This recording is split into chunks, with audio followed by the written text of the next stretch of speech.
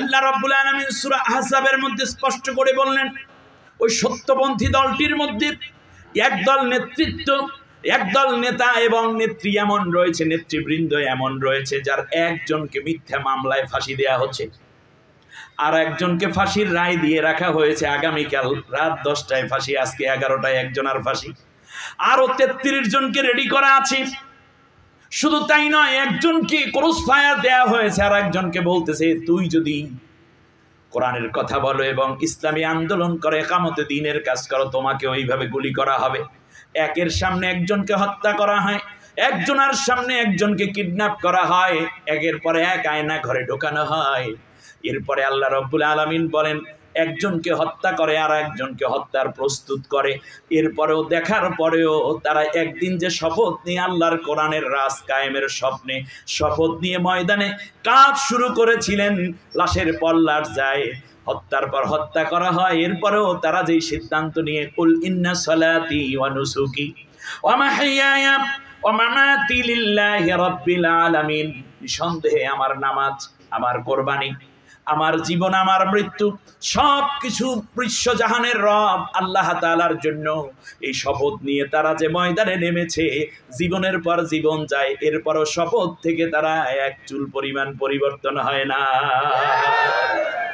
এই জন্য এই কাফেলাটা আমার কাছে খুব প্রিয়, আর প্রিয় বলি আমি আল্লাহ সুবহানাহু ওয়া তাআলা তাদেরকে দয়া করেছি, আমি আল্লাহ তাআলা তাদেরকে নেতৃত্ব দেব, আমি আল্লাহ রব্বুল আলামিন তাদেরকে রহম করব এবং আমি আল্লাহ রব্বুল আলামিন তাদেরকে শক্তিশালী করব। আপনারা বলেন তো দেখি, জামাত কি দুর্বল হচ্ছে না শক্তিশালী হচ্ছে?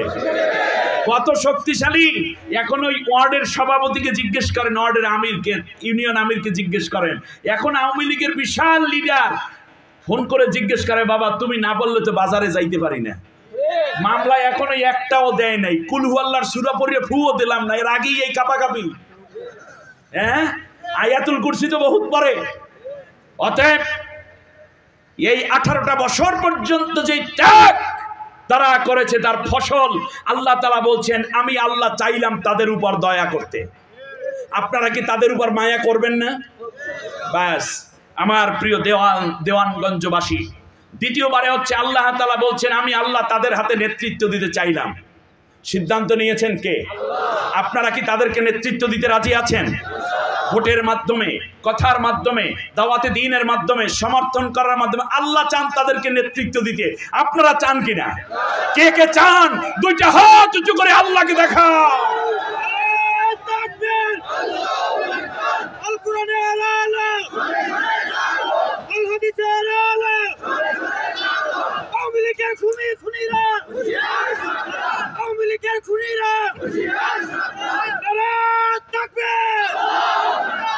আওয়ামী লীগ আর আমরা বলবো না, কারণ আওয়ামী লীগ হইল কেউ খুন করলেই বলবে তুই কি আওয়ামী লীগ, চুরি করলে বলবে তুই কি আওয়ামী লীগ, কেউ যদি কোনো মেয়ের দিকে তাকায় তাহলে বলবে আওয়ামী লীগ, কেউ যদি দেড় সারিয়া পালাই যায় তাহলে তুই আওয়ামী লীগ।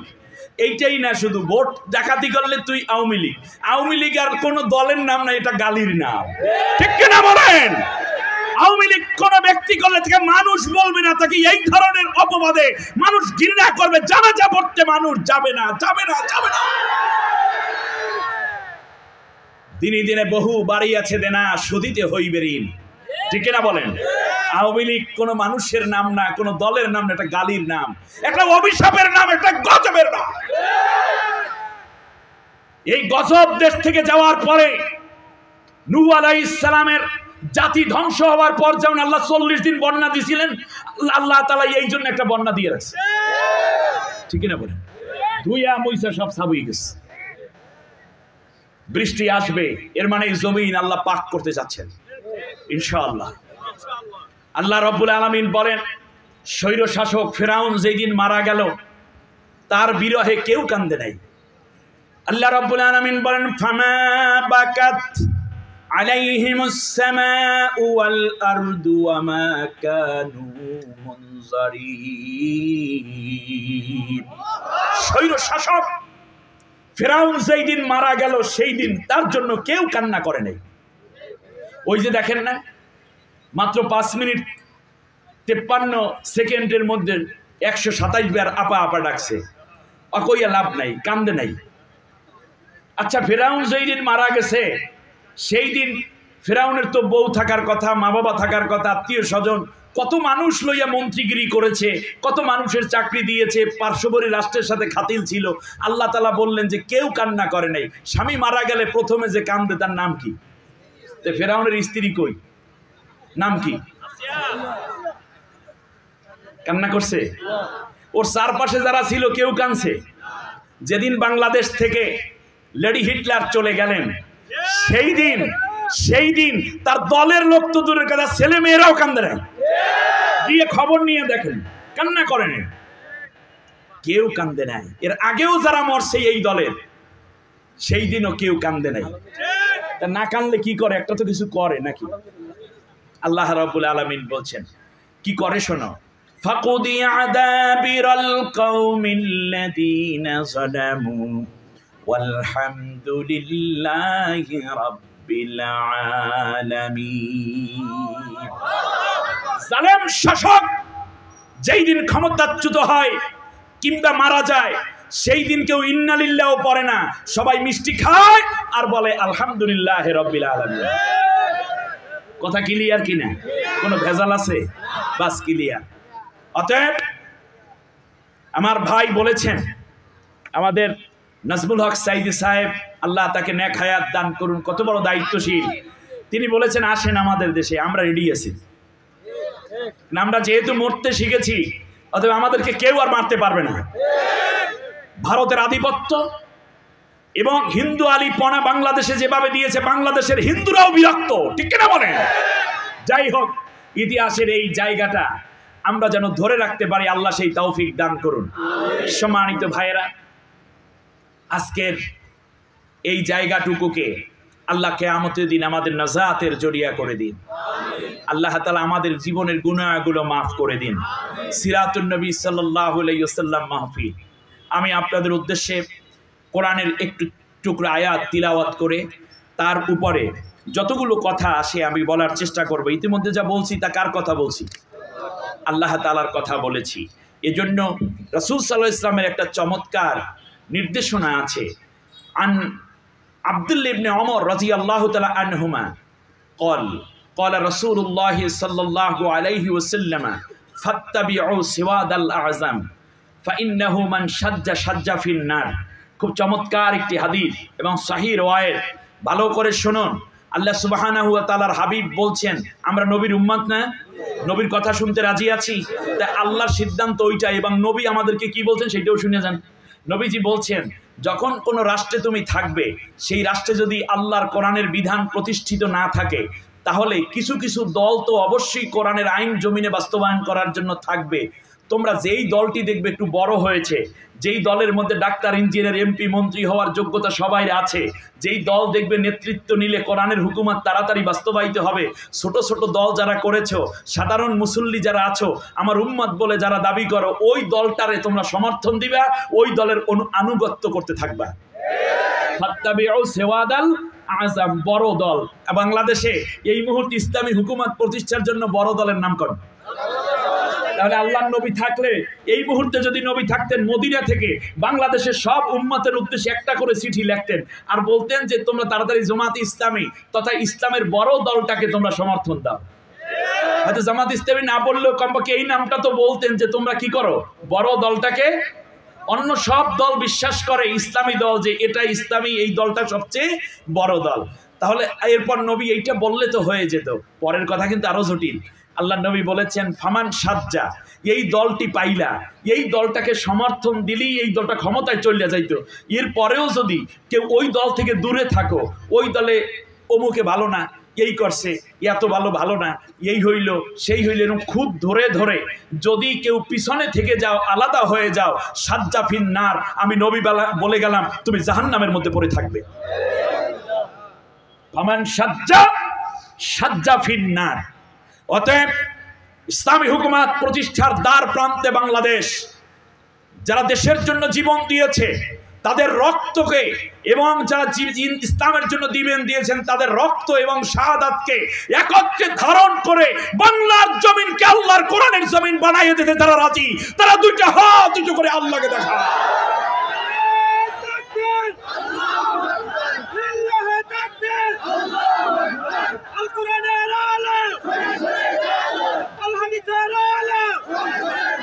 আল্লাহ কবুল করুন।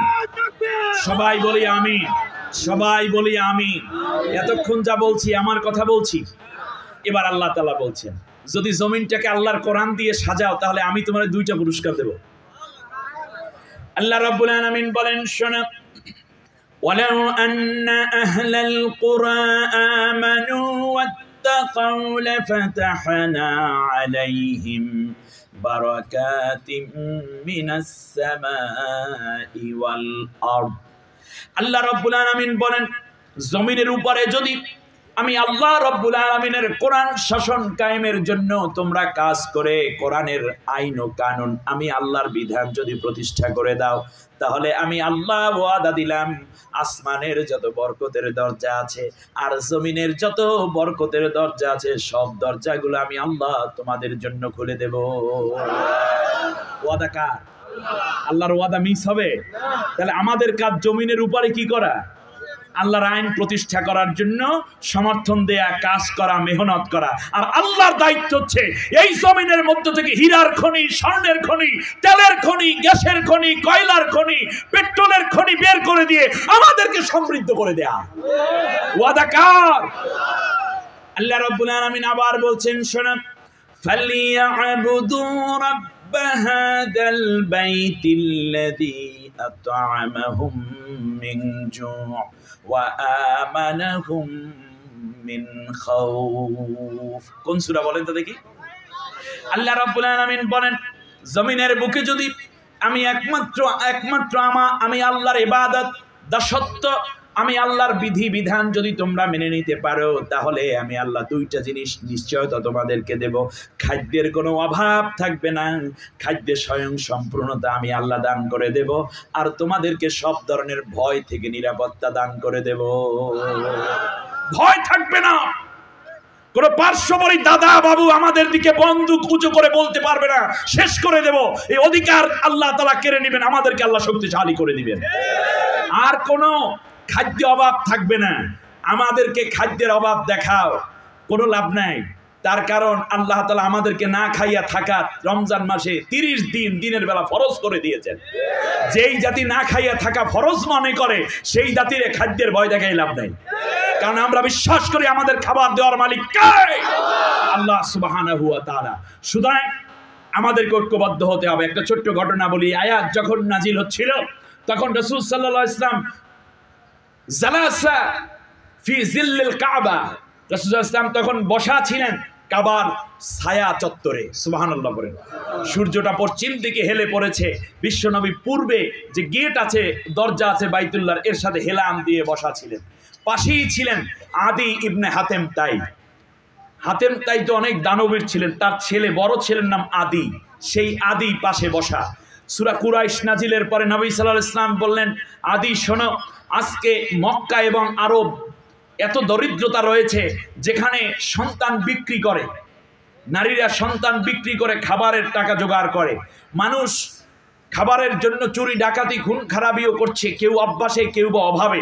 মনে রেখো, এমন একটা সময় আসবে যখন মানুষ যাকাত নেয়ার মতো কোনো মানুষ পাওয়া যাবে না, এত ধনী হবে সবাই। আর দ্বিতীয় হচ্ছে, ইয়ামানের রাজধানী সানা থেকে মদিনার হাজরামাউত পর্যন্ত ষোড়শী, তন্নি, যুবতী, লালনা, একজন সুদর্শনা নারী একাকী অলঙ্কারে সুসজ্জিত হয়ে দিন এবং রাতে ভ্রমণ করবে। তাকে ধর্ষণ করা, জিনা করা, কিডন্যাপ করা কিংবা ইফটিজিং করা তো দূরের কথা, চোখ তুলে নরম দৃষ্টিতেও তাকানোর মতো কোনো লোক এই বিশাল ভূখণ্ডে সাহস পাবে না। আদি ইবনে হাতেম তাই কথা শুনতে থাকলেন নবীজির এই হাদিস। নবীজি এক পর্যায়ে অফাত হয়ে গেলেন। আপনারা জানেন, নবী ইন্তেকালের পরে, নবীর অফাতের পরে আসলেন আবু বকর সিদ্দিক রাদিয়াল্লাহু আনহু খলিফা। তারপরে আসলেন, নাম কি? ওমর রাদিয়াল্লাহু তাআলা আনহু। আদি ইবনে হাতেম তার বয়সও প্রায় 83 বছর। আদি ইবনে হাতেম তাই চিন্তা করলেন, তিনি ধনী মানুষ, ধনীর ছেলে ধনী, যাকাত দেওয়ার জন্য প্রতি বছরই তো একটা সময় যাকাত দেন, বিশেষ করে রমজান মাসে। এবছর কেউই আসছে না যাকাত নেয়ার জন্য। তিনি জাকাতের ৫,০০০ দিনার স্বর্ণ মুদ্রা নিয়ে বেরিয়ে পড়লেন। যাকেই জিজ্ঞেস করেন, ভাই তোমার কি জাকাত লাগবে? বললো যে না ভাই, আমার আর জাকাত নেওয়ার দরকার নেই, আমরা ধনী হয়েছি, এবছর কিছু জাকাত আমিই দেবো, ইনশাল্লাহ নিয়ত করেছি, আমার উপরে জাকাত ফরজ হয়ে গেছে। উনি চিন্তা করলেন এই অঞ্চল ছেড়ে অন্য অঞ্চলে যাই, যেমন দেওয়ানগঞ্জ থেকে পাশের উপজেলার নাম কি, ইসলামপুরে যায়। ইসলামপুরের লোকেরা বলে, ভাই কি বলো, আমাদের তো কোনো জাকাতের দরকার নেই, আমরা সবাই স্বাবলম্বী হয়ে গেছি। সুবহানাল্লাহ বলবেন, খারাপ লাগছে আপনাদের? পাশের আর এক অঞ্চলে চলে গেলেন। যেতে যেতে 7 দিন সময় লাগলো। এখানে ওখানে মানুষ দেখলেই বলে জাকাত লাগবে, দরকার নাই, কারণ তিনি জানেন জাকাত পরিশোধ না করলে তিনি জাহান্নামে যাবেন। এজন্য জাকাত দিতে খুব উদ্গ্রীব হয়ে পড়লেন। একটা পর্যায়ে দেখা গেল, দেখতেছে একজন মানুষ, বৃদ্ধ মানুষ, উস্কো শুষ্ক চুল, জামাটাও কিছু ময়লা হয়েছে, কান্দের মধ্যে বড় একটা গাঁঠি, ওই যে বরিশালের গাঁঠি। আপনাদের এই অঞ্চল থেকেও যায়, ওই যে বিশেষ করে উত্তরবঙ্গ থেকে যারা রিক্সা টিক্সা চালাতে যায় তারাও তো গাঁঠি বস্তা নিয়ে যায়, এইভাবে গাঁঠি নিয়ে যাচ্ছে, কাদের মধ্যে গাঁঠি। আসরের ওয়াক্ত, লোকটা মরুভূমির মধ্যে দিয়ে যাচ্ছে, সালাম দিলেন, লোকটা দাঁড়ালো, বললো যে নামাজ পড়েছেন? বললো না। বলে আসেন দুইজন একত্রে নামাজ পড়ি। নামাজ পড়লো, উনিও মুসাফির, এর মানে 2 রাকাত নামাজ পড়েছে। নামাজ শেষে বললো যে ভাই আমি এই 7 দিন পর্যন্ত বড় মুশকিলে আছি, আপনি আমাকে বাঁচান। বলে সে কি? বললো যে জাকাতের টাকা নিয়ে আমি ঘুরতেছি, 5,000 স্বর্ণ মুদ্রা, দয়া করে আপনি এইটা নিয়ে আমাকে বাঁচান, মনে হয় আপনি একটু গরিব মানুষ, আমার এই জাকাতগুলো আপনি নিয়ে যান। লোকটা মুস্কি হেসে বললো আমার চেয়ে তুমি গরিব। বললো সে কি? বলছো তুমি গড়ো 7 দিন, আমি ঘুরি 21 দিন, আর তোমার আছে 5,000 স্বর্ণ মুদ্রা, আমার এখানে 15,000 স্বর্ণ মুদ্রা, অতএব তুমি আমার এই 15,000 নিয়ে আমারে বাঁচা। তখন আদির মনে পড়েছে যে নবীজি যা বলেছেন জাকাত নেওয়ার মতো কোনো লোক থাকবে না।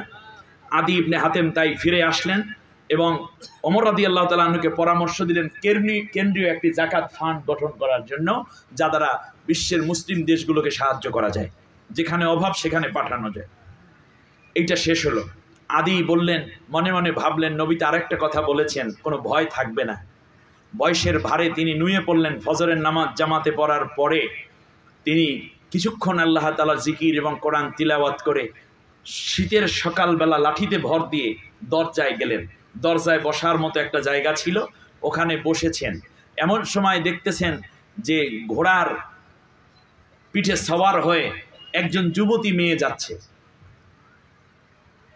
বুঝতে পেরেছেন এ খুব চঞ্চলা, মেয়েটা যুবতী, তার সাথে কেউ নাই, একাকী, বয়স বেশি হবে না, যদিও মেকআপ করা, কিন্তু বাহির থেকে তো বোঝা যায় না মেয়েটা কি হতে পারে। একটা আঁচ করলেন, বললেন যে তুমি একটু দাঁড়াও। মেয়েটা দাঁড়ালো, ঘোড়ার লাগাম টেনে দিল। বললো তুমি কোত্থেকে এসেছো? বলে যে আমি এসেছি ইয়েমেনের রাজধানী সানা থেকে। বলে যাইবা কই? বলো যাব মদিনার উপকণ্ঠে সানায় যাব। ইয়েমেনের রাজধানী সানা থেকে এসেছি, মদিনার হাজরামাউতে যাব। বললো তাই? তোমার সাথে কেউ নাই? বললো যে না, আমরা 1 ভাই 1 বোন। ভাই বিয়ে করেছে, এই মদিনার হাজরামাউতে ব্যবসা করতে এসে এখানেই ব্যবসায়িকের এক মেয়েকে তিনি বিয়ে করেছেন, সেই ঘরে একটা ছেলে হয়েছে। ভাতিজাকে দেখবো বলে মনটা আনচান করে, কিন্তু আমার বাবা বৃদ্ধ এবং ব্যবসা থাকার কারণে তিনি বললেন যে আমি যেতে পারবো না, তুমি একাকী চলে যাও। কতদিন ধরে সফর করছে? বলে 5 দিন 5 রাত। বললো যে তাই? তোমার কোনো অসুবিধা হয় নাই? কেউ তোমাকে ডিস্টার্ব করে নাই? কেউ তোমার দিকে চোখ তুলে তাকায় নাই? কেউ তোমার অলংকার ছিনিয়ে নেয় নাই? কেউ তোমার ইজ্জতের দিকে লোলুপ দৃষ্টি দেয়নি? বললো যে না, আমার আব্বা বলেছেন এই বিশাল ভূখণ্ডে আল্লাহর কোরআনের আইন চলে। ওমর হচ্ছেন সেই মুসলিম বিশ্বের খলিফা, সুতরাং মেয়ে আমি তোমাকে আল্লাহর আইনে ছেড়ে দিলাম। যদি ওমর তোমার জানের নিরাপত্তা, ইবাদতের মালের নিরাপত্তা, সম্ভ্রমের নিরাপত্তা যদি ব্যর্থ হয়, কিয়ামতের দিন আমি ওমরের বিরুদ্ধে মামলা করব। কারণ রাষ্ট্রের এই দায়িত্বের মধ্যে পড়ে সে মানুষের জানমাল এবং তার ইজ্জতের হেফাজতের দায়িত্ব নিবে। যদি এটা না পারে তাহলে ওমরের রাষ্ট্রে খেলাফতের দায়িত্ব পালনের কোনো অধিকার তার নাই। তুমি আল্লাহর হাতে সুপর্দ, তুমি চলে যাও। এটা ইসলামী রাষ্ট্র, এই রাষ্ট্রে কেউ কারো ইজ্জত নষ্ট করার কোনো সুযোগ নাই। সুতরাং আমি এইভাবে হাঁটতেছি, কেউ আমার দিকে চোখ তুলে তাকায় না, বরং আমি এই 5 দিনের মাথায় এসে কেবলমাত্র আপনার ডাক শুনলাম, তুমি একটু দাঁড়াও।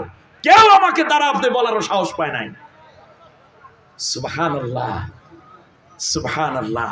মসজিদগুলোর ভেতরে ঢুকেছি, নামাজ আদায় করেছি, মসজিদের মধ্যে খাবার পেয়েছি, তা আমি নিয়েছি, খেয়েছি। বিভিন্ন জায়গায় কি সুন্দর খাবারের আয়োজন করা আছে, নিরাপত্তা বিধান করা আছে। মনে হয় যেন এই এলাকার, এই দেশের সব মানুষগুলোকে আল্লাহকে না দেখে ইউমিনুনা বিল গায়বের পুরাপুরি আমল তারা করে ফেলেছে।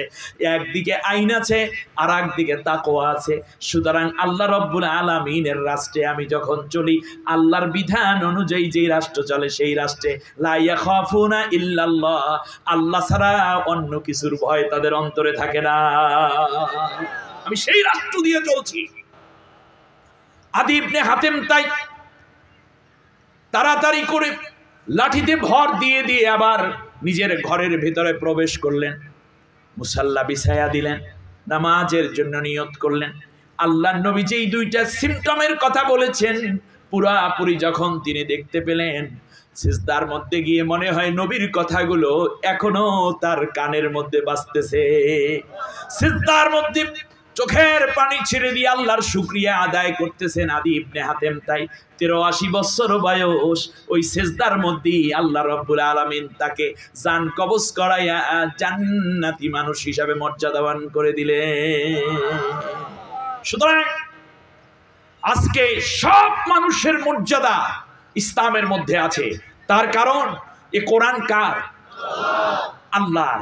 আল্লাহ কি শুধু মুসলমানের না, হিন্দুদেরকে খাওয়ান কে? সূর্যটা কার? ওই সূর্য শুধু মুসলমানের বাড়ি আলো দেয়, হিন্দুর বাড়িতেও আলো দেয়। গাভীর বাটে দুধ কে দেন? এটা কি শুধু মুসলমানের গাভীর বাটিতে দুধ হয়?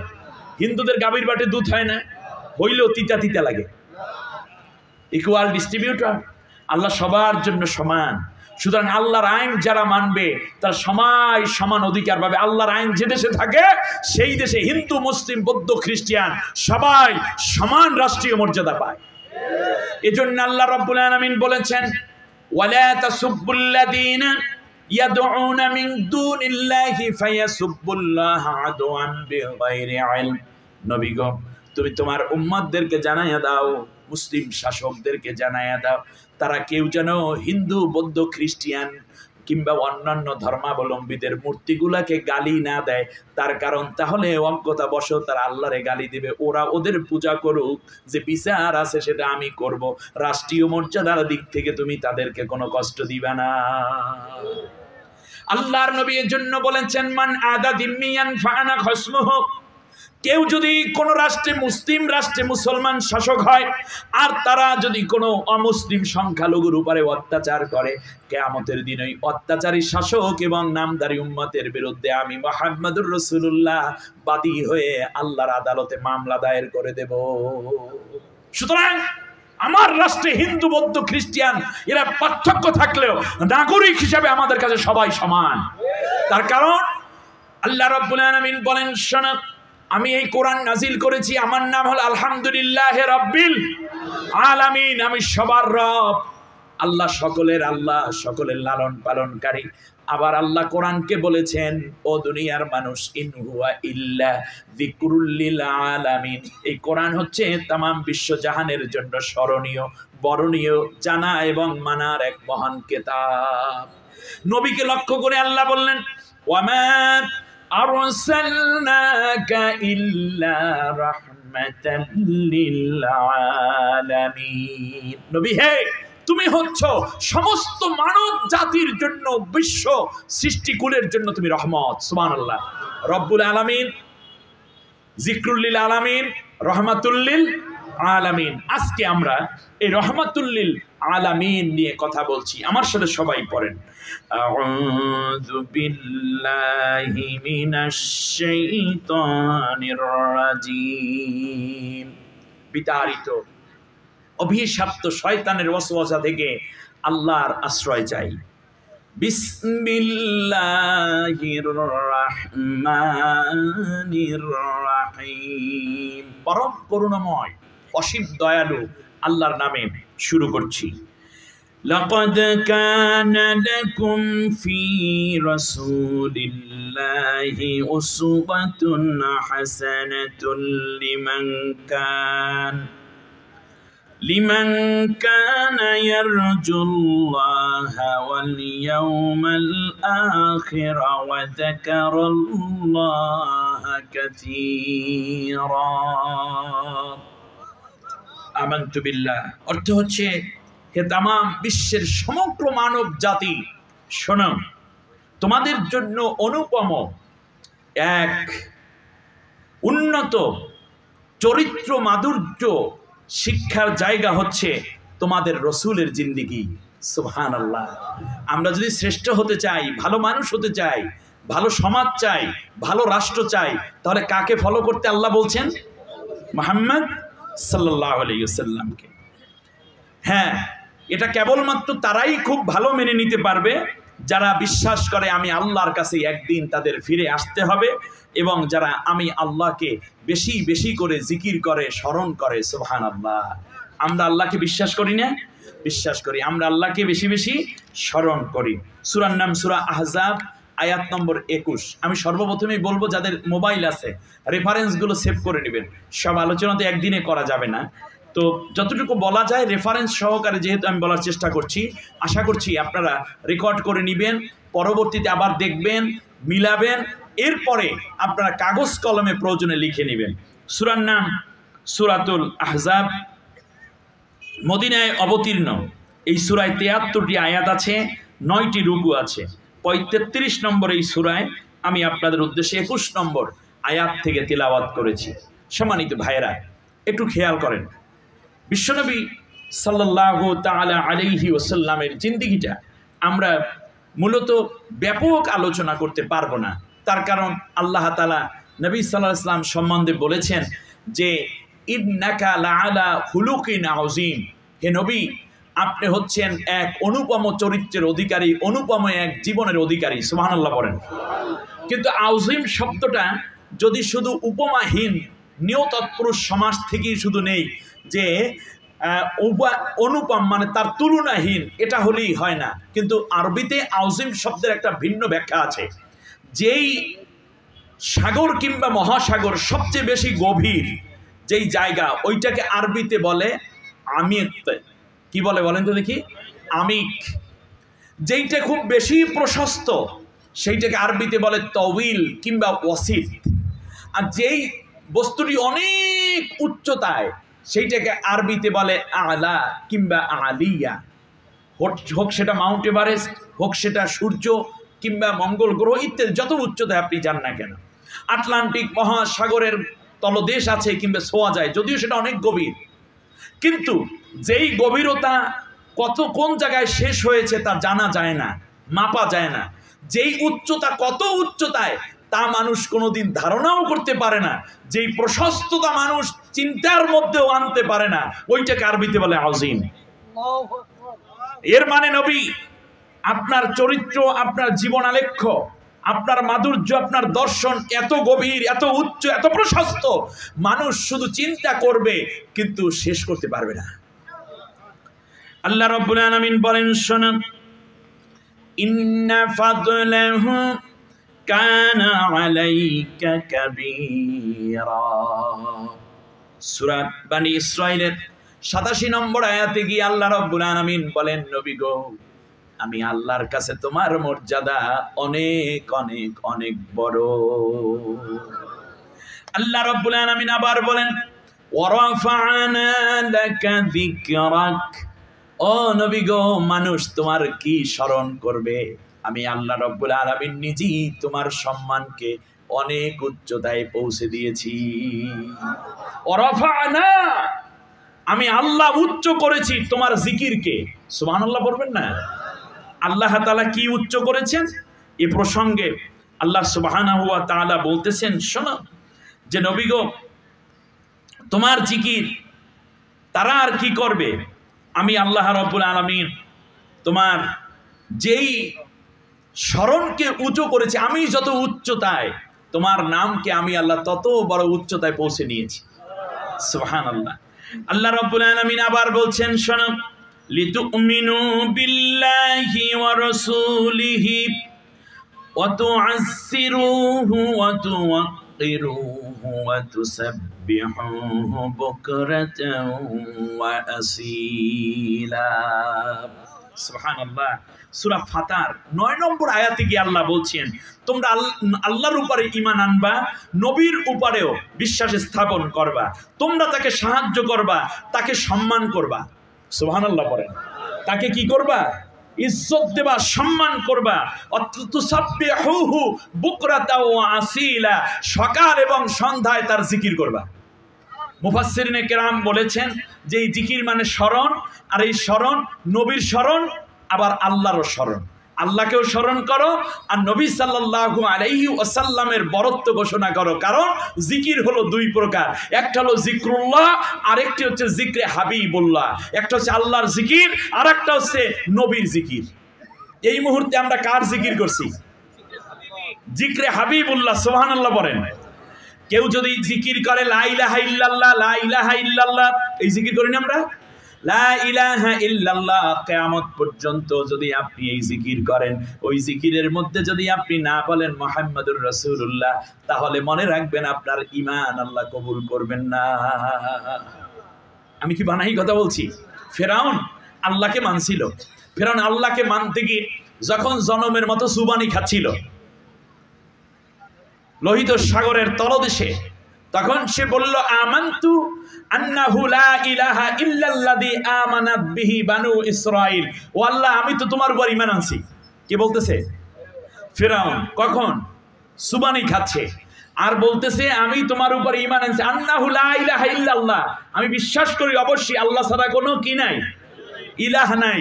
কিন্তু তারপরেও সে মূসা কালিমুল্লাহ বলে নাই। আল্লাহ রাব্বুল আলামিনের এই কথার জবাব দিতে গিয়ে মুফাসসিরিনে কেরাম বলেছেন, ফেরাউন যদি সেই দিন কালেমাটার সাথে বলতো লা ইলাহা ইল্লাল্লাহ মূসা কালিমুল্লাহ, তাহলে তো ঈমানদার হয়ে যেত, আল্লাহর গজবের মধ্যে না ফেলে তারে বাঁচাই দিতেন।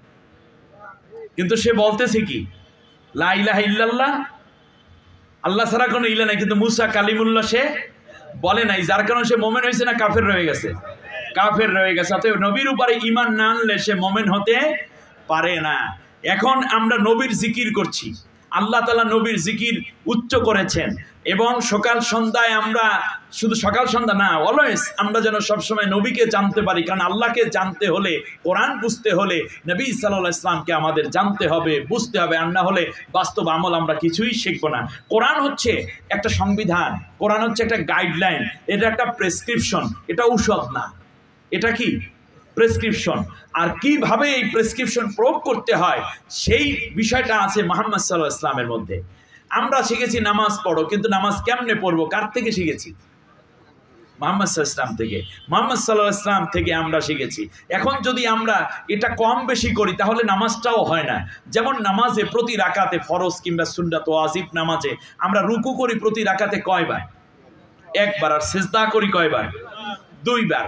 এখন যদি কেউ চিন্তা করে যেহেতু রুকু করি একবার, সিজদাও করবে একবার, নামাজ হবে? কারণ নবী সিজদা করেছেন কয়বার? এখানে কোনো কিয়াস করার সুযোগ নাই, নবী যেটা করেছেন সেটাই। আবার কেউ যদি এই চিন্তা করে যেহেতু সিজদা করি দুইটা, তাই বহুত ফায়দা হবে যদি প্রতি রাকাতে রুকুও দুইটা করি। কি হবে? কারণ নবী রুকু করেছেন কয়বার? একবার। আর সিজদা করেছেন দুইবার। আপনারা বুঝতে পেরেছেন? এই যে গতকালকে গেল জুমার নামাজ, না? আচ্ছা, জুমার নামাজ পড়েছি কোন নামাজের ওয়াক্তে? আমরা প্রতিদিন পড়ি ওই ওয়াক্তে কোন নামাজ? জোহরের নামাজ। কয় রাকাত নামাজ? 4 রাকাত। এবং 4 রাকাতে আমরা কোনো জেহেরে সূরা তেলাওয়াত করি না, গোপনে গোপনে সূরা তেলাওয়াত করি। কিন্তু জুমার দিন কি পড়ি? জেহেরি পড়ি। 2 রাকাত নামাজে ইমাম সাহেব সূরা জোরে পড়ে না? জোরে পড়ে। আবার এখানে নামাজ 4 রাকাতের জায়গায় আসছে কয় রাকাত? 2 রাকাত। তাহলে নবী সাল্লাল্লাহু আলাইহি ওয়াসাল্লাম পড়ছেন কয় রাকাত জুমার দিন? 2 রাকাত। এবং নবী সাল্লাল্লাহু আলাইহি ওয়াসাল্লাম জোরে জোরে তেলাওয়াত করেছেন, এই জন্য এটা করে। কেউ যদি বলে যে না জুমার নামাজের দিনও আমরা 4 রাকাত নামাজ পড়বো, ও নামাজ হবে না, ভণ্ডামি হবে। ভণ্ডামি হবে। ও যদি জোর চুপে চুপে নামাজ পড়ে, নামাজ হবে? হবে না। তাহলে 4 রাকাত নামাজের জায়গায় 2 রাকাতের প্রতিষ্ঠিত সুন্নাহ এবং ফরজকে যিনি নিয়ে আসার অধিকার আল্লাহ যাকে দিয়েছেন তার নাম মুহাম্মদুর রাসূলুল্লাহ। এজন্য আমরা ইত্তেবা করব মুহাম্মদুর রাসূলুল্লাহ সাল্লাল্লাহু আলাইহি ওয়াসাল্লামের। সম্মানিত ভাইরা, শুধু তাই না, আল্লাহ রাব্বুল আলামিন বলছেন, শোনো নবী, ওমা কানা আল্লাহু লিয়ুআযিবাহুম ওয়া আনতা ফীহিম। সূরা আনফালের 33 নম্বর আয়াতে আল্লাহ রাব্বুল আলামিন বলেন, নবী গো, ওই ইহুদিরা মসজিদে নববীর মধ্যে এসে আল্লাহর নবীকে ডেকে বলল, মুহাম্মদ তুমি আল্লাহর নবী হতে পারো না, তাওরাত ইনজিলে যা পড়েছি তোমারে সেই জন্য আমরা অনেকটা শ্রদ্ধা করি, কিন্তু রসূল হিসাবে তোমারে মানলাম না, তুমি সত্য বলছো না। আস্তাগফিরুল্লাহ। কতিপয় ইহুদিরা যখন এই কথা বলল, মুহাম্মদ সাল্লাল্লাহু আলাইহি ওয়াসাল্লাম বললেন যে এ ব্যাপারে আল্লাহই যথেষ্ট। এরপরে ইহুদিরা একটা প্রস্তাব করলো, মুহাম্মদ তাহলে তুমি একটা কাজ করো, তুমি আল্লাহর কাছে দোয়া করো, যদি আমরা মিথ্যাবাদী হই তাহলে আমাদেরকে আল্লাহ ধ্বংস করে দেন, আর তুমি যদি মিথ্যাবাদী হও নবুয়তের ব্যাপারে তাহলে আল্লাহ তোমাকে ধ্বংস করে দেন। কথাটা শুনতে অনেকটা মিষ্টি মিষ্টি লাগছে না? এখন রাসূল সাল্লাল্লাহু আলাইহি ওয়াসাল্লাম বললেন, ঠিক আছে আসো, লানাতুল্লাহি আলাল মুকাদ্দিবিন, তাহলে ধ্বংস, মিথ্যাবাদীর বা ধ্বংস হবে। এই জন্য রাসূল সাল্লাল্লাহু আলাইহি ওয়াসাল্লাম একটু গুজগাছ হচ্ছেন, এমন সময় আল্লাহ রাব্বুল আলামিন আয়াত নাজিল করে বললেন, নবীকে কি করছো? মা কানা আল্লাহু লিয়ুআযিবাহুম ওয়া আনতা ফীহিম, তুমি ওই মজলিসের মধ্যে বসা থাকবা আর আমি আল্লাহ গজব পাঠাবো, এটা হয় না। তুমি রাহমাতুল লিল আলামিন, তুমি যেখানে আছো সেখানে আমি গজব পাঠাতে পারি না। আল্লাহু আকবার। সম্মানিত ভাইয়েরা, আসুন এখন আজকে আমি আপনাদেরকে নিয়ে একটা ছোট্ট আলোচনা করতে চাই। আমরা মুহাম্মদ সাল্লাল্লাহু আলাইহি ওয়াসাল্লামকে রসুল মানি, ঠিক না? বলেন তো কি মানি? রসুল মানি, একেবারে জীবন ঘনিষ্ঠ। অন্য বক্তাদের থেকে আমি একটু ভিন্ন আলোচনা পছন্দ করি এই জন্য, যেহেতু অনেক কথা তো অনেকে বলে, আমি প্রথমে চিন্তা করি বক্তারা কি বলে নাই, আমি ওইটা বললেই তো হয়ে যায়, বাকি কথা তো বলি আছে। আচ্ছা, রসুল মানে আমরা মনে করি, আমরা ব্যক্তিগতভাবে যখন চিন্তা করি তখন মনে করি তার মুখে দাড়ি আছে, ঠিক আছে না? এই চিন্তাটা করি, হ্যাঁ দাড়ি ছিল। যারা চরমনের মুরিদ তারা মনে করেন যে রসুল মানে মনে হয় পাঁচকল্লি টুপি মাথায় দিত, যেহেতু পিশাব দেয়। যারা সারসিনার মুরিদ তারা মনে করেন মনে হয় ওই রকম গোল টুপি কাপড়ের একটাই মাথায় ছিল, যেহেতু আমাদের পিশাব দান সরাসরি একেবারে নবীর সুন্নত মানে, এই জন্য মনে হয় এইরকমই নবীর টুপিটা ছিল, ধারণা করেন। এরপরে তবলিগ যারা করেন তারা মনে করেন এইটাই মনে হয় নবীর কাজ এবং এই রাস্তাটাই নবীওয়ালা কাজ। আবার যারা মাইজবান্ডারাই করে তারাও একেবারে কম করে না, মনে হয় যে নবী এই কাম করছে, কারণ আশেকে রসুলের ভাব যা দেয় সুন্নি, মনে হয় যেন আমরা কি হয়ে গেছি। তাই মনে রাখবেন, ওই যে আশেকে রসুল যারা, তারা যে কত বড় একটি বোকামি করে যাচ্ছে, আমি এর চেয়ে বড় শব্দ আর ব্যবহারই করতে পারলাম না, কারণ খারাপ শব্দ তো আমার জবান থেকে বেরোচ্ছে না। বোকামি করছে সেটা হচ্ছে এই যে আশেক শব্দটাই খারাপ। আশেক শব্দটা হচ্ছে সংস্কৃতি ইশক শব্দ থেকে, ইশকো যার বেশি তাকে কি বলে? আশেক। আর ইশক শব্দটা মানুষের গুপ্তাঙ্গের সাথে সংশ্লিষ্ট, এজন্য মোমেনরা কোনোদিন আশেক হতে পারে না। মোমেনরা মাহবুব হয়, মোমেনরা মাতবু হয়, মানে অনুসারী হয়, ঠিক কিনা বলেন? তাবে হয়, কিন্তু এর বাইরে হতে পারে না। যাই হোক, আমরা যেখানে যাচ্ছি আপনারা দেখবেন এখানে যারা বিয়ে করেছেন, আচ্ছা বলেন তো দেখি, বউ আছেন আপনাদের? আমারও আছে। এখন বউরে আপনারা খারাপ বাসেন না ভালোবাসেন? নবীও স্ত্রীদেরকে কি করতেন? ভালোবাসতেন। অতএব স্ত্রীকে ভালোবাসা, তার কোনো অপরাধ থাকলে একটু মাফ করে দেয়া, সে যদি ভুল করে তাকে শোধরে দেয়া, এটা নবীর সুন্নাত। অতএব এই সুন্নতটা আমরা যেন পালন করতে পারি। আল্লাহ কবুল করুন। শান্তি আসবে সব জায়গায়। এই সিরাত আলোচনা যদি 3-5 দিন ব্যাপী হতো ধারাবাহিকভাবে, তাহলে একটা জমজমাট পরিবেশ তৈরি হতো। কারণ আমাকে এক মহাসমুদ্রে মানে ছেড়ে দেয়া হয়েছে, এখন দেখি কয়টা হীরামণি মুক্তা আপনাদের জন্য আনতে পারবো জানি না, তবে আপনারা যে পিপাসার্থ এটা আমি বুঝতে পারছি। আপনাদের পিপাসা নিবারণের জন্য আল্লাহ যেন আমাকে কিছু হক বলার তৌফিক দান করেন। সম্মানিত ভাইরা,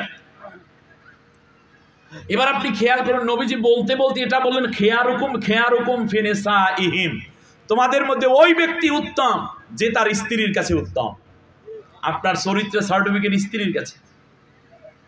এই স্ত্রীকে আমরা সবাই ভালোবাসি, কত ভালোবাসি। নিজের কষ্টার্জিত টাকা, নিজে শাড়ির লঙ্গিটা না কিনে স্ত্রীর জন্য একটা শাড়ি কিনে দেয়। নিজের স্ত্রী অসুস্থ হলে গরুটা বিক্রি করে চিকিৎসা করায়, আছে না নাই? আচ্ছা, বেশ ভালো কথা। স্ত্রীরাও স্বামীদেরকে খুব মায়া করেন, যারা পরহেজগার নারী, জান্নাতি নারীরা স্বামীদেরকে প্রচণ্ড ভালোবাসে।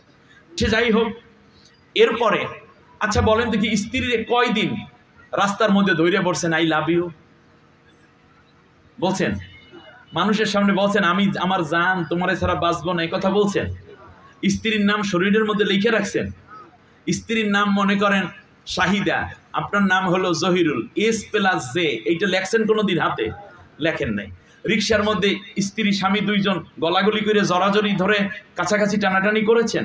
করেন নাই। বরং হেঁটে গেলেও মাঝখানে ছেলেটাকে দিয়ে বলেন এই গায়ে গায়ে লাগিয়ে হাঁটতে মানুষে জানি কি কয়, তুমি একটু পিছিয়ে যাও, অথবা আমি পিছিয়ে যাই, তুমি একটু ছেলেটা নিয়ে আগে আগে যাও, একটু শরম লাগে, ঠিক কিনা বলেন? কিন্তু ভালোবাসার কোনো অভাব আছে? জোরে বলেন, নাই।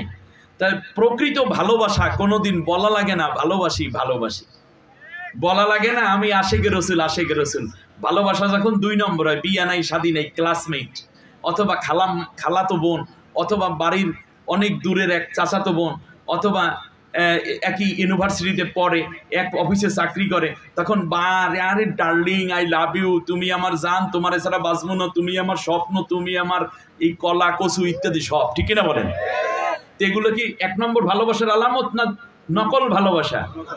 এটা খাঁটি ভালোবাসা না ভেজাল্লা? অতএব যারা ওই আশেকে রসুল করে, এরা যে ভেজাল্লা তা ওই আশেকে রসুল লেখার মাধ্যমে বোঝা যায়, ঠিক কিনা বলেন?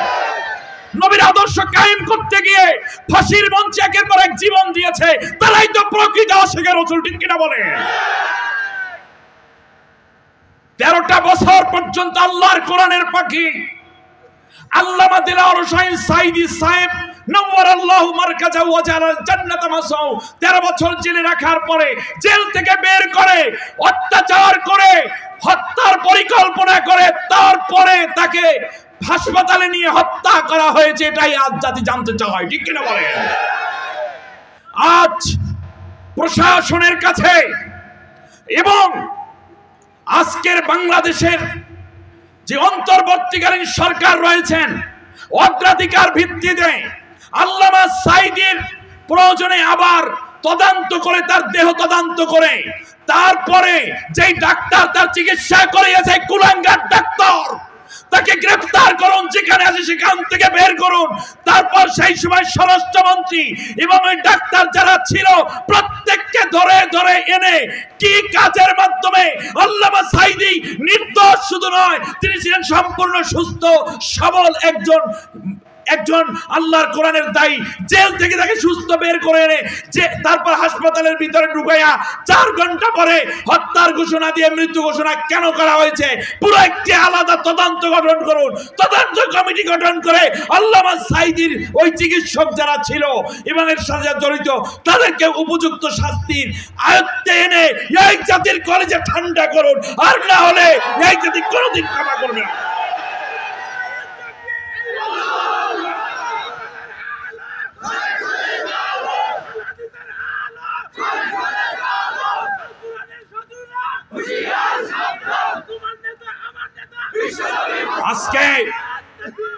আজকে দুঃখের সাথে বলতে হয়, যেই ব্যক্তি আল্লাহর নবীর আদর্শ কায়েমের জন্য শপথ নিয়ে জীবনের ঝুঁকি নিয়ে কাজ করলেন, 50টি বছর আল্লাহর কোরআনের দাওয়াত দিলেন, তার বিরুদ্ধে রাসূল সাল্লাল্লাহু আলাইহি ওয়াসাল্লামের অবমাননার মামলা করা হলো, আর জালেম সরকার তাকে গ্রেফতার করে হত্যা করলো।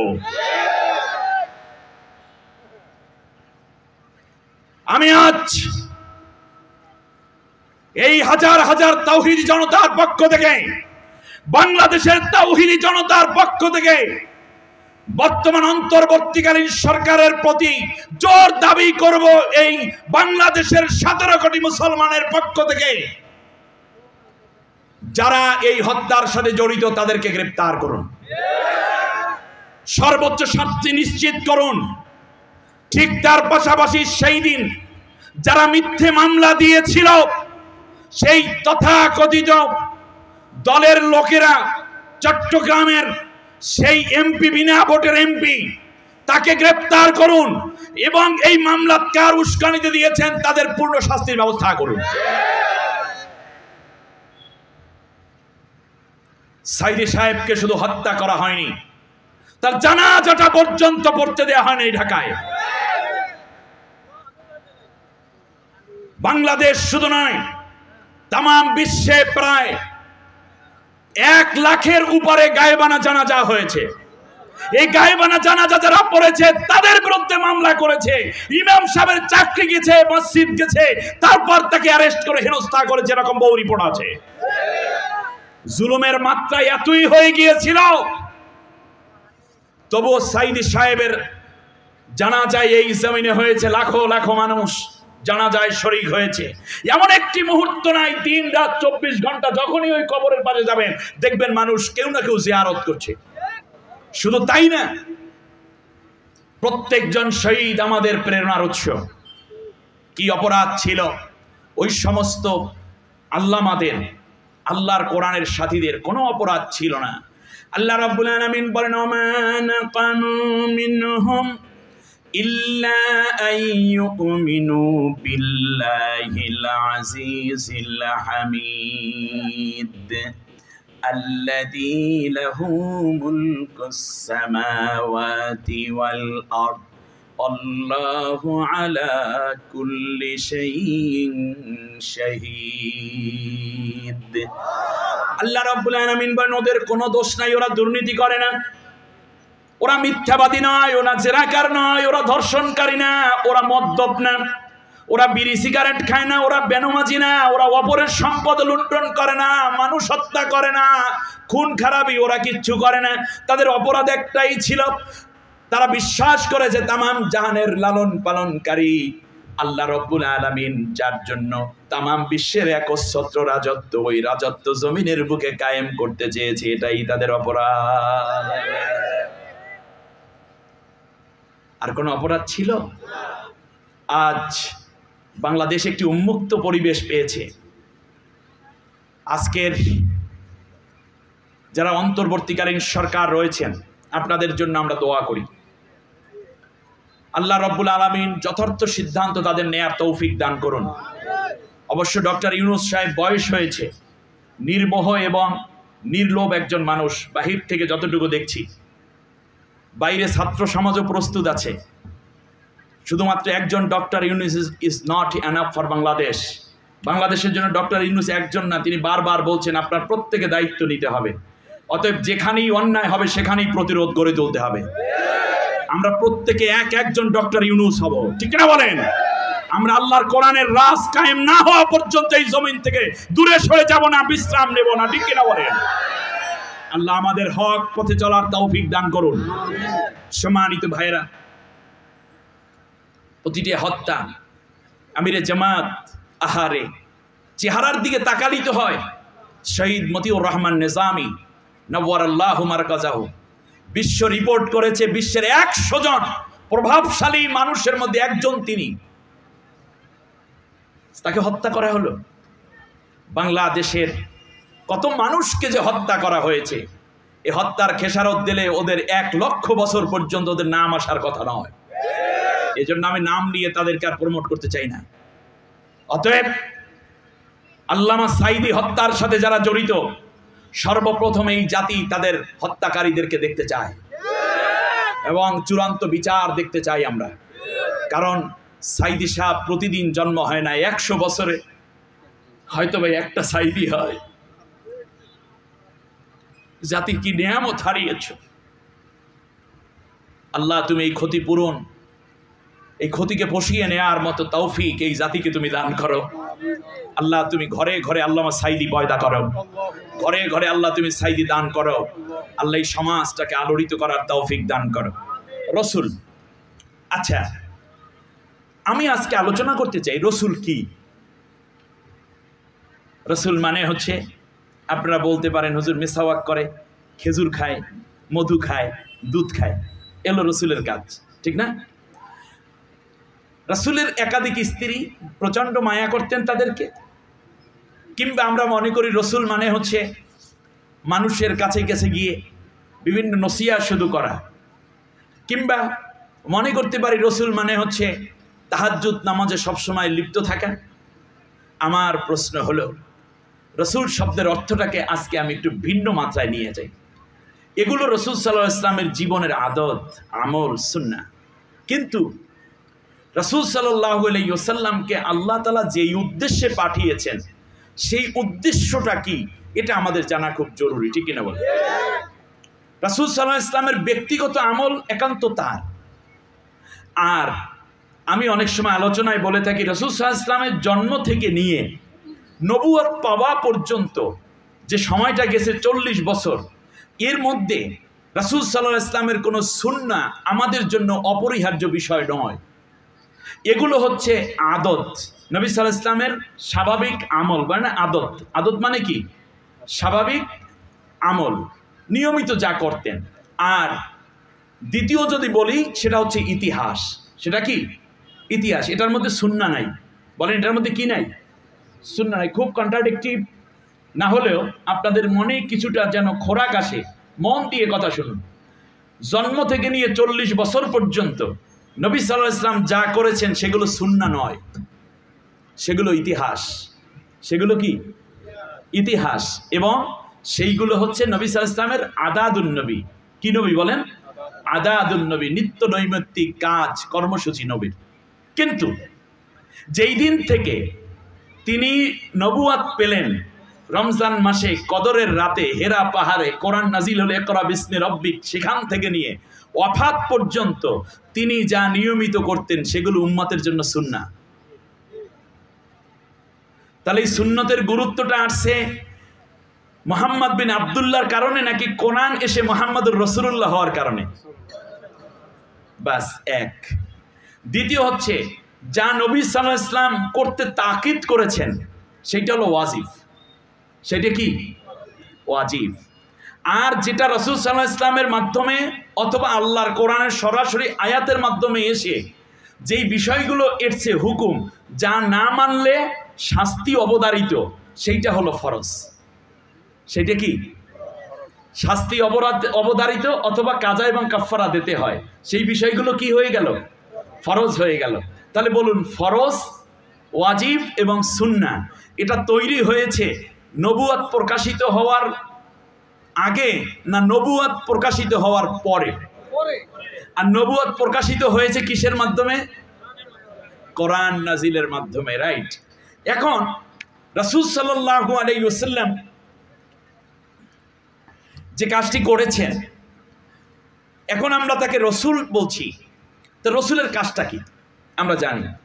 রসুল শব্দের অর্থ যদি আপনি শুধু রসুল বলেন বা অন্য কিছু বলেন, তাহলে হবে রসুল মানে হলো বার্তা বাহক, নবী অর্থ যিনি সুসংবাদ দান করেন, রসুল মানে এই এই এই। কিন্তু আমি বলবো রসুল মানে হচ্ছে রাষ্ট্রনায়ক, রাষ্ট্রপ্রধান। জুড়ে বলেন, রসুল মানে কি? আজকের আলোচনাটা শুরু করে গেলাম, আল্লাহ কোনোদিন তৌফিক দিলে এর বাকিটা শেষ হবে ইনশাআল্লাহ। খুব কান খাড়া করে শুনুন। তা রসুল মানে কি বলেন তো দেখি? রাষ্ট্রনায়ক। এখন রাষ্ট্রনায়ক হওয়ার জন্য যা দরকার রাসূল সাল্লাল্লাহু আলাইহি ওয়াসাল্লাম তা করেছেন, আর শেষবারে তিনি রাষ্ট্রনায়ক হয়েছেন। এবার আসেন, রসুল অর্থ যে রাষ্ট্রনায়ক, এটা কোথায় পেয়েছি? এবার কোরআনের ভিতর ঢুকি। আল্লাহ রাব্বুল আলামিন বলেন, শোনাম, وَلَقَدْ بَعَثْنَا فِي كُلِّ أُمَّةٍ رَسُولًا أَنِ اعْبُدُوا اللَّهَ وَاجْتَنِبُوا الطَّاغُوتَ। শুধু তোমাদের মুহাম্মদ না, বরং এই আদম থেকে নিয়ে মুহাম্মদ সাল্লাল্লাহু আলাইহি ওয়াসাল্লাম পর্যন্ত এই যে অগণিত নবী আমি দুনিয়ায় পাঠিয়েছি, সব নবীদের কাজই ছিল প্রচলিত যে আইন কানুন আছে আমার জমিনে, আমার কোরআনের বাইরে বা আমার হুকুমাতের বাইরে যত আইন ও কানুন আছে সবগুলোকে ধ্বংস করে দিয়ে, অমিট করে দিয়ে, পরাজিত করে দিয়ে এবং ওই শক্তির ধারক বাহকদেরকে পরাজিত করে আমি আল্লাহর বিধানকে প্রতিষ্ঠিত করাই ছিল সব নবীদের কাজ। এবার কিছু নবীর নাম বলি, দুই একজন বললেই আপনারা পাবেন। যেমন একজন নবীর নাম বলি, হযরতে ইব্রাহিম আলাইহিস সালাম। ইব্রাহিম আলাইহিস সালামকে আল্লাহ রাব্বুল আলামিন পাঠিয়ে দিলেন ইব্রাহিম আলাইহিস সালামকে যে হত্যা করতে চায় তার নাম কি ছিল? নমরুদ। আল্লাহ তাআলা একটা ল্যাংড়া মশা দিয়ে শেষ করেছে, মানে বড়টারে মারে আল্লাহ সূক্ষ্ম জিনিস দিয়ে। এবার খেয়াল করেন, নমরুদ রাষ্ট্রের কি? রাষ্ট্রপ্রধান। বাজাইছে কার সাথে? ইব্রাহিম আলাইহিস সালাম সাথে। ইব্রাহিম হলেন আল্লাহর নবী, তাহলে ইব্রাহিম আলাইহিস সালামের সাথে তার বাঁচবে কেন? তার কারণ ইব্রাহিম আলাইহিস সালাম চাইলেন এই জমিনে আল্লাহর দ্বীন দিয়ে রাষ্ট্র পরিচালিত হবে, আর নমরুদ চাইল তার আইন দিয়ে রাষ্ট্র পরিচালিত হবে। অতএব রাষ্ট্র যে চালায় সেই জায়গায় নবীরা কাজ করতে আসছেন, এই জন্যই তিনি নবী রাসূল। সাধারণ পান বিক্রেতার সাথে বাজে নাই, গরুওয়ালার সাথে, জমিন ফ্ল্যাটওয়ালার সাথে, চাচা বাবাদের সাথে বাজছে কার সাথে? তা রাষ্ট্রপ্রধান লড়াই করে কি সাধারণ মানুষের সাথে না রাষ্ট্রপ্রধান হওয়ার যোগ্য যারা তাদের সাথে? আপনি বলেন জামাত ইসলামীর লোকদেরকে হত্যা করছে যে জালেম, এটা কি মনে করেন যেন তেন ইচ্ছায়? না, কারণ ও বুঝতেছে পরবর্তীতে এরাই রাষ্ট্রপ্রধান হবে, এখন ওদেরকে সাইজ করিয়ে রাখা দরকার, আর না হলে আমার ক্ষমতা নিয়ে যাইব। কিংবা মনে করেন বিএনপির কথাও যদি বলি, বিএনপির নেত্রী সহ অন্যদেরকে যে এই মারামারিটা করতেছে তার কারণ হলো এই যে এই দলটাও সামনে আগাই আসতে পারে, এই জন্যই এই করো সেই করো, হ্যাং করো ত্যাং করো। তবে আমি একটা অশনি সংকেত দিয়ে যাই, এমনও হইতে পারে যদি বিএনপি ক্ষমতায় এসে যায় আর জামাতকে যদি দেখে যে এরাই রাষ্ট্র ক্ষমতায় পরে আসতেছে আল্লাহর কোরআনের রাজ কায়েমের জন্য, তাহলে না জানি আল্লাহ না করুন, আল্লাহ না করুন, আওয়ামী লীগের মতো বিএনপিও আবার কোরআনের সাথীদের উপর অত্যাচার করতে।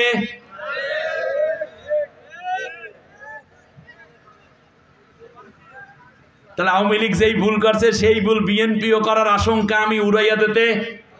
তবে আমার বিশ্বাস বিএনপি এই কামটা করতে যাইবে না, তার কারণ বিএনপি ভালোভাবে জানে দেশ চালানোর জন্য সবচেয়ে বড় দক্ষ পার্টি হলো এটা। অতএব মিলে মিশে আল্লাহর দিন অনুযায়ী সবাই চললে দুনিয়ায় শান্তি, আখিরাতেও। অতএব তারাও চলুক, আমরাও চলি, মারামারি না করি। এইবার ডাকাত খেদাইছি, এরপর আস্তে আস্তে চোরগুলো তারামু পরে, ঠিক কিনা বলেন? অতএব নিজেরা আর কিলাকিলি করার কোনো সুযোগ আছে নাই। এবারে আমি দ্বিতীয় পর্যায়ে যাই। ফেরাউন, এই কথা আপনারা ভুলে যাচ্ছেন না তো? মুসা আলাইহিস সালাম। এবার মুসার দিকে আসি, তাহলে বোঝা যায় রাষ্ট্র ক্ষমতায় যে আরেক ক্ষমতাবানকে সে কি করতে চায়? বয়কট করতে চায়, হত্যা করতে চায়, নিষিদ্ধ করতে চায়, এটাই স্বাভাবিক। এবারে আসেন হযরতে মুসা আলাইহিস সালামের কাছে, তিনি একজন রাসূল, ঠিক কিনা বলেন? আল্লাহ তাআলা তারে পাঠাইছেন কার কাছে? ইযহাব ইলা ফিরআউনা ইন্নাহু তাগা। ফিরআউনের কাছে যাও। ফিরআউন রাষ্ট্রের কি? রাষ্ট্রপ্রধান। তাহলে কাকে রাষ্ট্রপ্রধান হওয়ার জন্য পাঠাইলেন? কথা বলে না ধর, মুসা আলাইহিস সালামকে। খেয়াল করছেন? তাহলে মুসা আলাইহিস সালাম রাষ্ট্রপ্রধান হতে যাচ্ছেন, সুবহানাল্লাহ বলবেন না? এবং মুসা আলাইহিস সালাম রাষ্ট্রপ্রধান হইছিলেন কিনা? আতাইনাহু মুলকান আযীমা, অনেক বড় একটা রাষ্ট্রের রাষ্ট্রপ্রধান তারে বানাইছি, আল্লাহ বলেছেন। এবার আপনি আসেন, মুসা আলাইহিস সালাম যখন গেলেন, যাওয়ার পরে মুসা আলাইহিস সালাম একা, সাথে আছে শুধু ভাইটা, নাম হলো হারুন আলাইহিস সালাম, আলাইহিমাস সালাম। মুসা আলাইহিস সালাম যাওয়ার পরে বললেন, আমি আল্লাহর হুকুমাত তুমি মানো, তোমার রাষ্ট্র দখল করব না, তুমি যদি আল্লাহর আইন দিয়ে চালাও তাহলে আমি তোমার আনুগত্য করব, কিন্তু তুমি যদি আল্লাহর আইন দিয়ে না চালাও তাহলে আমি এই রাষ্ট্র ক্ষমতা দখল করে আমরা আল্লাহর গোলাম, আল্লাহর গোলামেরা আল্লাহর আইন মানবে, সেই জায়গায় আমি বসার জন্য আল্লাহ আমাকে এই জমিনে পাঠিয়েছেন। সব মিলাইয়া ফেরাউন বলল দারুনি, প্রথমে একটা গালি দিয়েছে, অফাআলতা ফাআলতা কাল্লাতি ফাআলতা ইন্নাকা মিনাল কাফিরিন। তুমি যা বলার তো বলছো, যা করার তা করেই যাচ্ছ, আমি দেখতেছি হে মুসা তুমি একটা পুরা কাফের হয়ে গেছে। মুসা আলাইহিস সালামকে কাফের বলে গালি দিচ্ছে কে? হাসবেন না কানবেন? গত জালেম সরকারের সময় এমনও কিছু মোল্লা পাওয়া গেছিল, দরবারি মোল্লা, হ্যাঁ, সরকারি মোল্লা যারা ছিলেন তারা বড় বড় ফতুয়া দিতেন, এমনকি একেবারে জান্নাতি মহিলাও বানাই দিয়েছে। এত বড় খুনি, সন্ত্রাসী, এত বড় জালেমা এবং স্বৈর শাসক এক মহিলাকে বলল আপনি জান্নাতি, কি আজীব। তেল দেওয়ার জায়গা পায় না। শেষ পর্যন্ত যা হলো, বিবেক তো বিক্রি করা যাবে না। যা হোক, আমি যেখানে কথা রাখছিলাম সেটা হচ্ছে গালিগালাজ করা। এই যে মৌলবাদী, এই রাজাকার, রাজাকার বলতে বলতে বর্তমান প্রজন্ম পুরোটা রাজাকার হয়ে গেছে। ওরা স্লোগান দেয়, তুমি কে? বলেন না, তুমি কে? তুমি কে রাজাকার, আমি কে? বলছে কে? তার থেকে মাত্র 11 বছর আগে ওই কি নাম জানো, ওইটার নাম শাহবাগে বলল, কতে কাদের মোল্লা তুই রাজাকার, তুই রাজাকার, নতে নিজামি তুই